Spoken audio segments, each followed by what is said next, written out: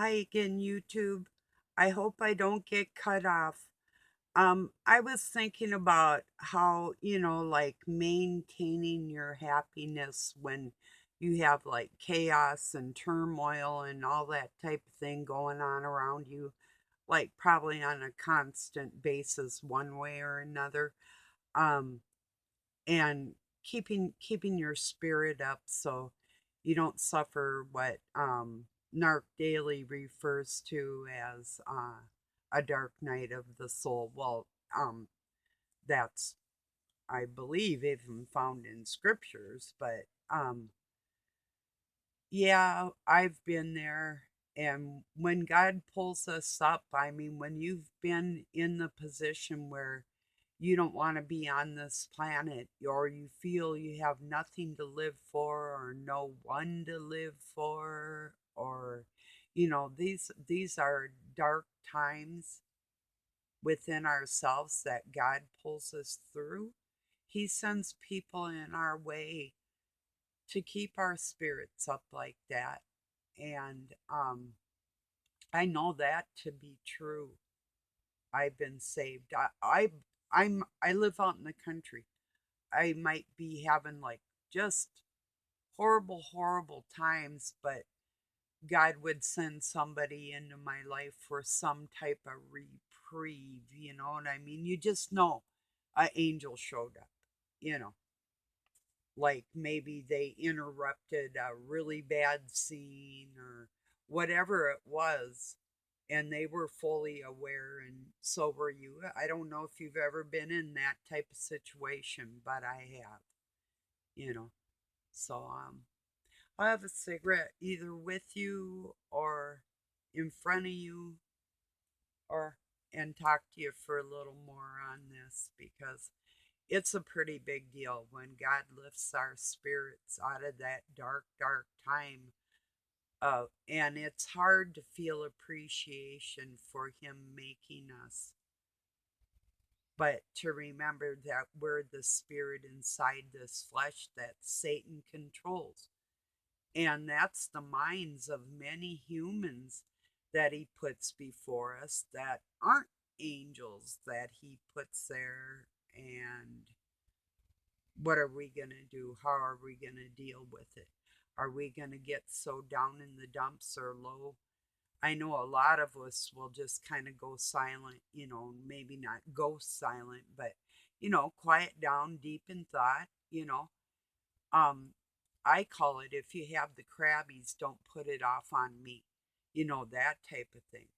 And I try to be really careful not to do, and it's hard. I mean, we're all suffering like that.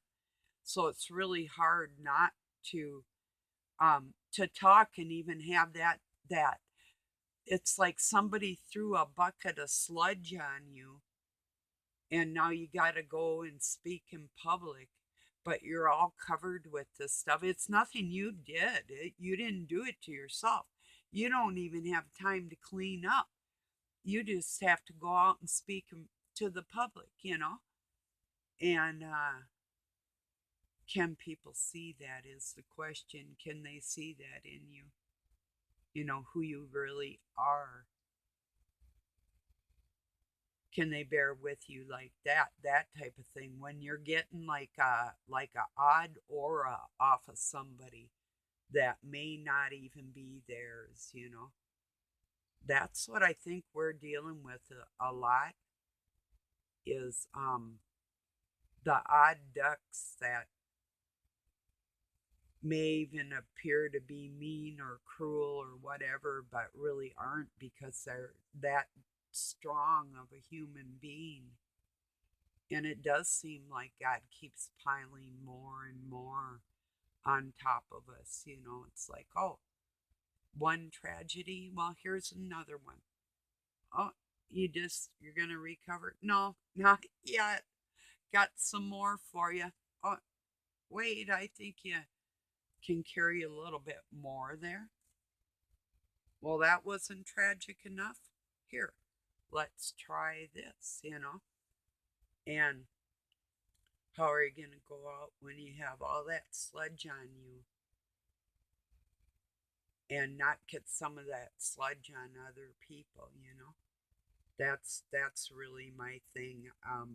I would see people, one got hollered at, and then they'd holler at the next person, you know.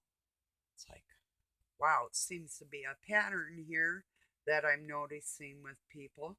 Like they put their shade on somebody else, and then they put their shade on somebody, and it's like, yeah, definitely catchy. Wow. So it's, and I'll say it like it is. I can tell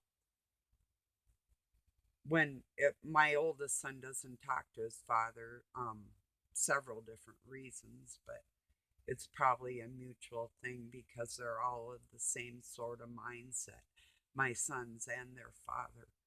But I can tell when, especially my youngest, would just hear what my ex sounded like. And then I'd be talking to him on the phone and be like, I divorced that. Click. You know, oh, the mouth and the loudness, the vileness, the rudeness, absolutely no manners, no grace, not a touch of being a gentleman unless it's fake ass shit. No, uh-uh. I'm not even dealing with those type of people in my life anymore. You know, I cannot do it. Even out in public when I see somebody and I know they're vile, I have a tendency to want to pull it out of them, you know, to see I make this or snap in front of everybody, you know, that type of feeling. And I'm pretty good at it too. So, not that that's the thing you should do with an innocent human being. I'm talking somebody that is not, you know, that's kind of fun. Not always, but there are people that really deserve it because what they do to other people is so harmful. And if you were raised around people that, I mean, if you were terrified, you know, and or if your kids were terrified and you tried to keep them away from it, you know, whatever your case may be, you know, I had some of each, you know, it's like, yeah, but we all have to make that decision to not pass on those generational curses to the next, you know. I've just seen far too many people that just don't take responsibilities in life serious, you know. It doesn't really mean anything to them. That's for other people, not for the people that deem themselves as vile kings upon the earth and everybody else is their slave, you know, or queens, whatever, or a mixture of retardedness and what's trendy type of feeling, you know. So I shared a really good, in fact, I'm going to put the link in here if you're interested. It's the truth about Roman society and how they viewed same sex stuff. Even I did a video on Sappho in her community in island of Lesbo and whatever. She had a husband, you know, but people ignore that when they're telling the story and when they're trying to promote their gender push for the dark cabal. You know, they'll say and do anything. So I will put the link to this, what it was really like, and the truth and the proof behind it, and what quotes were used and misquoted, and what actually, if somebody changed their mind, like Plato did, those weren't the writings that they'd push forth. They'd push forth the writings of his youth instead, you know. So, yeah. So I just wanted to get back on here and just, guard your energy like I do. And if we have the crabbies and we all know we got a good heart, I mean, just like me, it was hard, but I had to get on here and let people know, hey, yeah, I am okay. I'm happy inside every day, and I'm not going to let anybody take that away from me. I still in my life have some dancing and singing to do, and I'm gonna be doing it. But wish me luck. Things are we're remodeling right now. I'm kind of like and cleaning up the yard. That's us. I got a one track mind with that stuff. That's been keeping us pretty busy. So, and it takes quite a bit when you've already done quite a bit. It gets a little harder in life, but you know.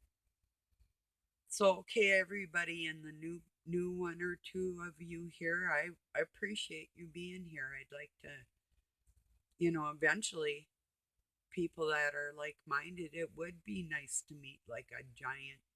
Maybe that's the banquet with God someday out on the lawn. Like the big banquet. Actually, the um, wedding banquet, and that's not. It's symbolic of what everybody's desires will be fulfilled, but it is Christ and his bride when everybody comes together to witness what they had tried to do to God and the Trinity when the truth be known. But the ones that knew it in their heart all along and abide by that, they'll be at the banquet. The other ones will not. So it's kind of pretty simple. Like you either want to live in the dark or the light, you and there is a separation. So I'm not into Twilight. No, actually, I do like Twilight. It's a beautiful time of night. But all right, everybody, have a really good night or day wherever you're at. Thank you for joining me. Peace and love from Pine City, Minnesota, USA.